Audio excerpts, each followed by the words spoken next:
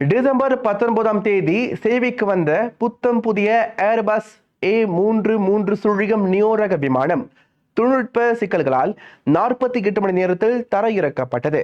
ஏற்கனவே பல்வேறு தொழில்நுட்ப கோளாறுகளை சந்தித்து வரும் வேளையில் மலேசியன் ஏர்லைன்ஸின் செயல்பாடு பின்னடைவை இது காட்டுகிறது.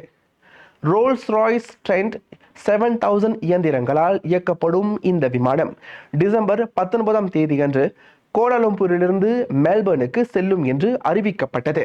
அதன் முதல் பயணத்தை தொடர்ந்து தொடர்ச்சியான தொழில்நுட்ப செயலிழப்புகளை அந்த விமானம் சந்தித்தது. புதிய விமானத்தை பாதிக்கும் தொழில்நுட்ப சிக்கல்களை தீர்ப்பதில் மலேசிய ஏர்லைன்ஸுக்கு ஆதரவளிக்க ஏர்பஸ் நிறுவனம் தயாராக இருப்பதாக ஏர்பஸ் செய்தி தொடர்பாளர் ஒருவர் தெரிவித்தார்.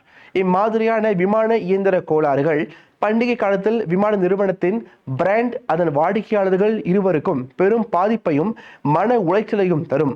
வேறு விமானங்களை கொண்டு மெல்பர்னுக்கான விமான சேவை வழங்கப்படுகிறது என்று இல்ஹாம் கூறினார்.